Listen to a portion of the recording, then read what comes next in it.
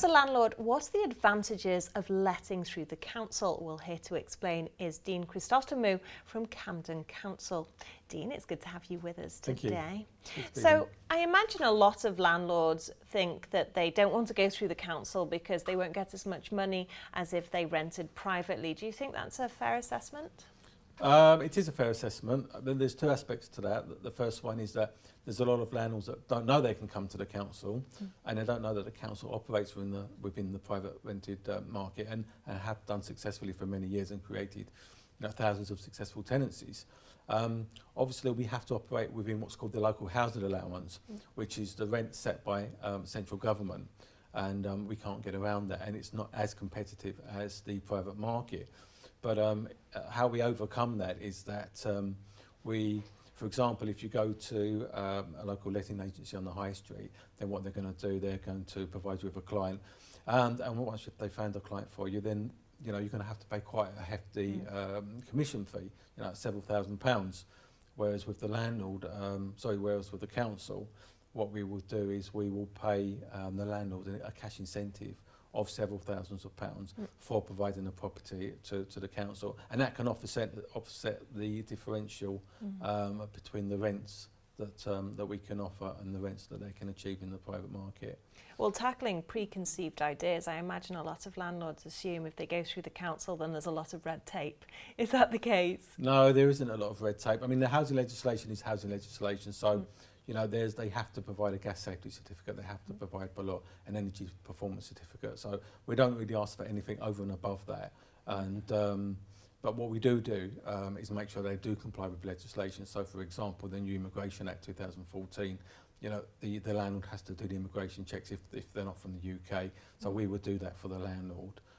Amongst other checks that we do with our clients, so experience checks, credit checks, and that sort of thing. So actually that's an advantage because they have to do it either way, so it just prevents them, making sure they do it, and so they don't have any nasty surprises down the line. No, exactly right. And I've spoken with agencies in the past, because we work with agencies as well as a council, and sometimes they're not aware of the latest legislation.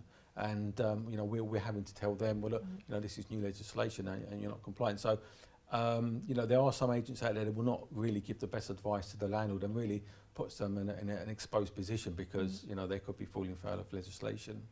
Well, good tenants, of course, are very important to landlords. So if they go through the council, what kind of tenants can they expect? Well, absolutely. I mean, I always say that there's a bad apple in every cart, and whether you get a private professional working person or whether you get one of our clients that, for no fault of their own, they've become homeless.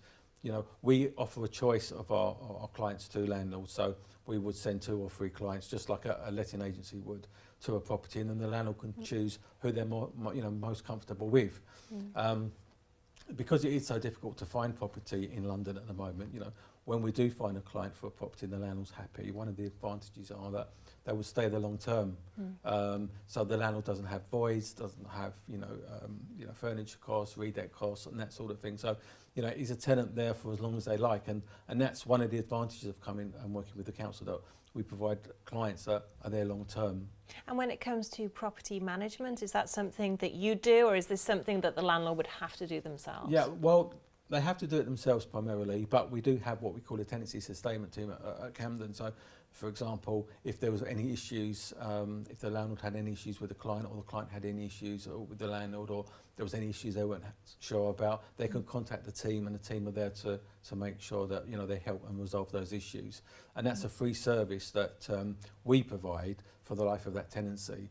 So it's not a question of signing up the tenancy agreement and then there's no further assistance. It's hand-holding throughout the whole process. So in terms of renting it privately as opposed to through the council, when it comes to revenue, what are we looking at? Are they on par, or is it slightly less with the council? Because, as I said, if you go through a letting agency, you're going to pay commission fees of thousands of pounds, where we pay thousands of pounds up to £4,000, maybe £5,000 for a property. So what some landlords do is they look at offsetting that against a slightly lower rent that they would perhaps achieve in the private market, and that balances out. And then by the time you take out a long-term tenancy, so no voids, no redecks, it does start to average out. So obviously not for your premium properties in central London, but for your average level of accommodation, maybe ex-local authority, or something that's not close to a tube station. For clients from Camden, that's not an issue.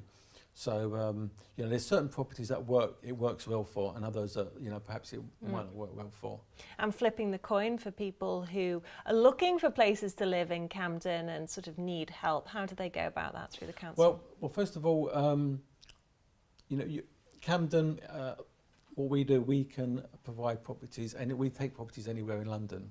We've done a couple in Birmingham, Leeds, you know, so it's not just Camden, you know, and that's a misconception by some landlords, that because we're, for example, if they go to one particular local authority, they can only take properties in that authority, in that borough, but they can't. We can take anywhere. So we can take properties from a landlord that maybe has a portfolio of properties all over London. And that's absolutely fine. The clients that we have are clients that approach the council for, you know, accommodation, perhaps with their previous accommodation, the landlord maybe served them notice, maybe wanted to sell the property, or, you know, maybe they've had a fire. So, but we help families. So anybody with children, it's going to be family people that are our clients. So, you know, solid families. Some of them are working, some of them are part working. That sort of client. So any other advantages for landlords going through the council rather than privately?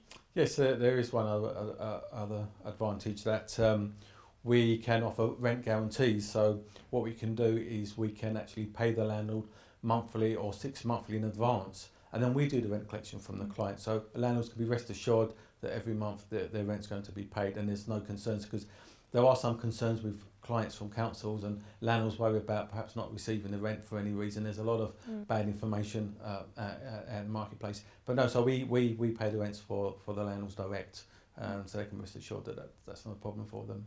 So really interesting opportunities and options there for landlords. Yes, indeed. Dean, thank you so much. You're welcome, thank you. That's Dean Chrysostomou there, talking about what it's like for landlords who are renting their properties through the council.